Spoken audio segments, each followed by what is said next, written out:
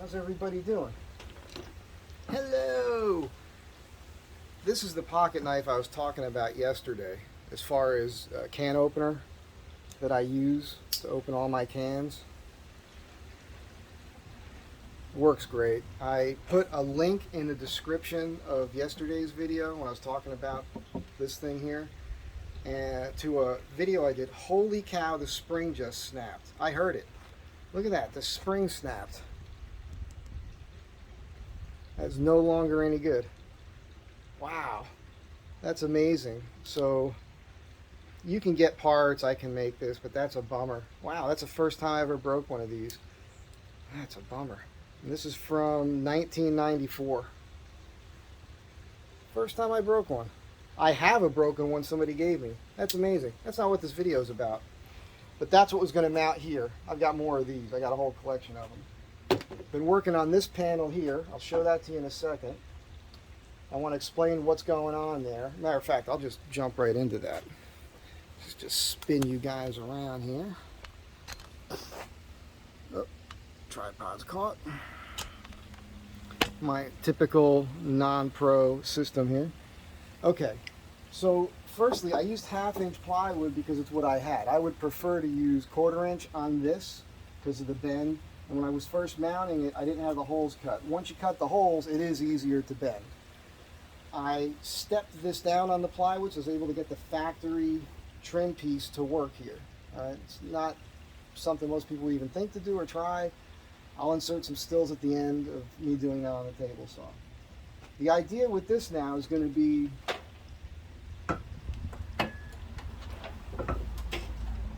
I might line this with something. It doesn't really matter to me. I'm just going to dump the stuff I use to change the tires in there. I want to be able to access that nice and easy. This is just a cubby to stuff some stuff.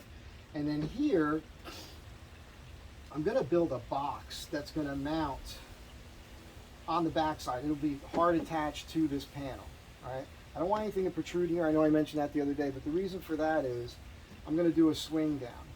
Now, I want to talk about that with you guys because somebody mentioned in the one of the comments on the last video how his door doesn't swing right because of the curve of the door and the fact that he mounted his hinges to this. Well, yeah, all the carpenters reading that go, "Darr." Not picking on you, man. It's just something you don't think about. You have to have a straight line for your hinges. So, and I'm going to show it to you here. But the best thing to do would be take a piece of wood, try to scribe that angle on one side of the wood and have that protrude in and have the outside line here a straight line. And that's what you would screw your hinges to. This way your fold up will come up and hit right. Now, if you do it correct, you should have a contact along your straight edge here and contact all along here. And when it folds up, there should be a little gap right here. Unless, if you want to, you could put something across the top to hide that. So nothing, I don't know what's going to fall in there from your van. It's nothing to really worry about. I did this like this because when this closes, the spring comes in a little bit. So when I put the box, that'll stop it. This here obstructs this lever system here, the latch stop mechanism. So you don't see that. And I'm pretty happy with that. So I'm going to sand that out. And I don't know if I'm going to get to doing the fold down right now or not. It's unimportant to me. That looks a lot neater than what was there before. So this wedge, I've got a piece of cedar up here as a bottom for this space, this cubby here. I notched around the bulb socket. Right now I only have 4 screws holding it. That might be all it needs. That's so tight that this can't go anywhere. I might just put a couple in, but what's the point? I'm going to play with this and make a determination on that as I use it. So just as a better visual for you when it comes to this, I'm not sure. I'm just going to take this out. Talk about it that way.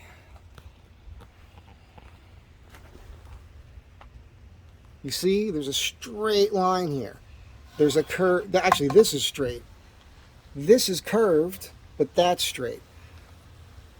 Because what I did was, if you remember the original videos and pictures, this is a box insert here.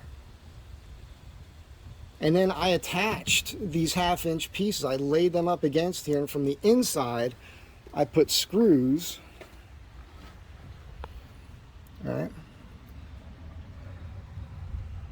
And you know what? I do want to mention something else. I'm going to try to do this. I'm resting this on my hip. I'm grabbing the string. I've got the phone in my hand. Let's see if this is doable. It's kooky. He's getting kooky. I'm feeding that string, or the 550 cord, through the groove underneath the shelf. I'm hooked all with one hand. Hook that up on there. That's it. There you go. Nice, nice. So, oh my God, I'm bumping into stuff. So, as I was saying, I placed the box, and then I forced these pieces up to the edges with glue, with wood glue, and then I put screws in. So these panel parts here are hard attached to the box. And then I attach those to the steel of the door.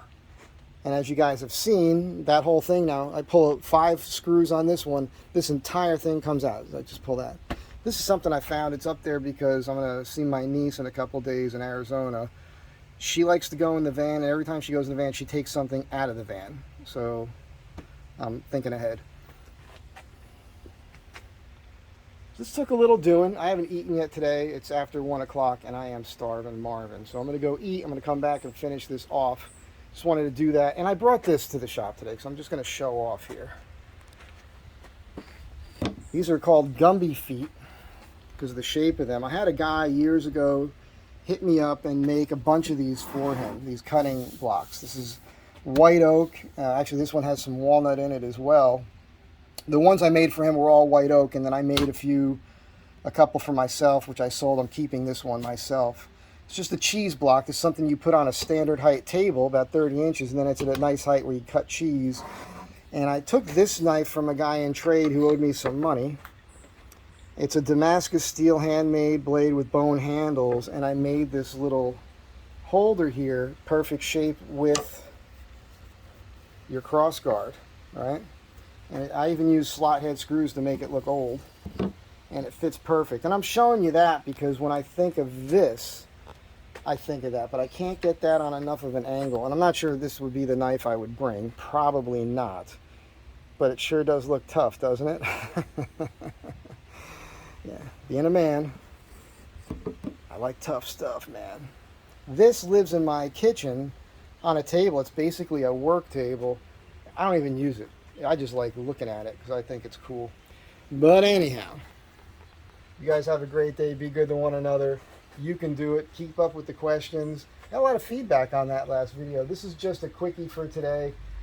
I'll try to leave you alone for a little while. I got a video I'm going to do about some current events and stupid humans. Stay tuned.